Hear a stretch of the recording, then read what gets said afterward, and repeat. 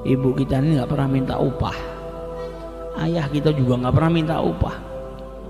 Yang penting anaknya bahagia, yang penting anaknya jadi orang soleh. Itu harapannya orang tua. Di kandungan ibunya 9 bulan, kadang nendang sakit, kadang rela makan walaupun gak nafsu supaya buah hatinya itu mendapatkan nutrisi.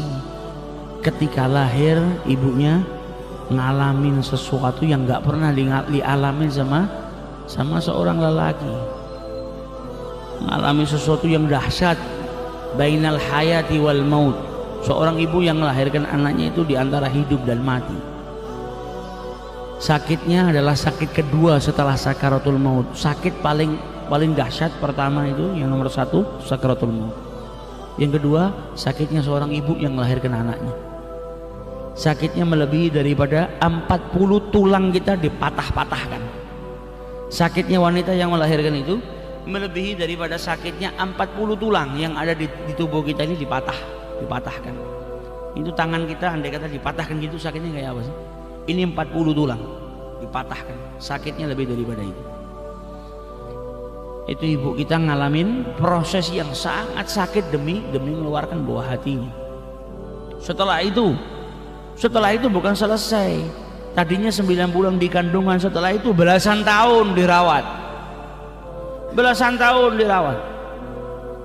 Lela nggak makan demi anaknya, Lela nggak tidur demi anaknya. Belum lagi ngeluarin kotoran, dicebokin sama orang tuanya, dimandiin. Tapi ada seorang anak yang malah orang tuanya di waktu tua kencing mau nyebokin jijik.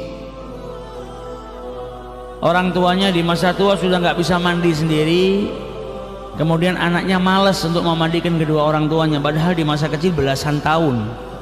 Belum tentu orang tua yang nggak bisa mandi sendiri, nggak bisa cebok sendiri itu anaknya akan merawat belasan tahun seperti dia ngerawat, seperti dia dirawat sama orang tuanya. Ini semua kan dihisab sama Allah Subhanahu wa ta'ala. Ada yang ketika ditanya sama orang tuanya, mungkin orang tuanya sudah agak pikun sehingga pertanyaannya berulang-ulang, marah. Dari tadi tanya terus dengan pertanyaan yang sama, padahal dia waktu kecil bertanya sama ayahnya dengan pertanyaan yang sama ribuan kali. Ayahnya nggak pernah bosan. Setiap melihat sesuatu, Pak ini apa? Dijawab sama bapaknya. Besok ketemu lagi nanya, Pak ini apa? Dijawab lagi sama bapaknya. Dalam keadaan senyum dan senang, berharap anaknya selalu bertanya. Ayo tanya, saya kasih jawaban supaya engkau tambah pintar. Orang tuanya di masa tua tanya 2-3 kali dia sudah marah. Ini akan dihisab sama Allah. Engkau ngangkat suara, orang tuamu terkejut dengan suaramu yang keras sampai nyakitkan hatinya, arsy-Nya Allah bergoncang. Jangan harap sholatmu diterima sama Allah, jangan harap sedekahmu diterima sama Allah. Ridhallah fi ridhal walidain, keridhaan Allah itu terletak ke dalam keridhaan kedua orang tuamu. Orang tuamu ridha, Allah ridha. Orang tuamu murka, kata Rasulullah SAW, maka Allah murka kepada dirimu.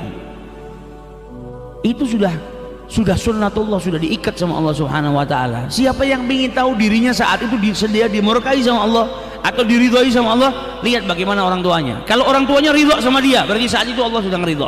Kalau orang tuanya murka sama dia, berarti saat itu Allah sedang murka. Maka jangan keluar dari rumah tanpa keridhaan kedua orang tua, bahaya. Berarti kita keluar dari rumah, Allah Subhanahu wa ta'ala sedang murka sama kita.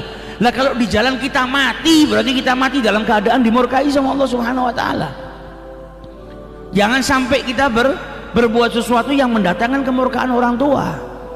Bahagiakan orang tua ini jimat kita yang terakhir, cara kita yang paling mudah untuk menuju surganya Allah Subhanahu wa ta'ala. Sabar, rawat orang tua, apapun cobaannya, apapun godaannya.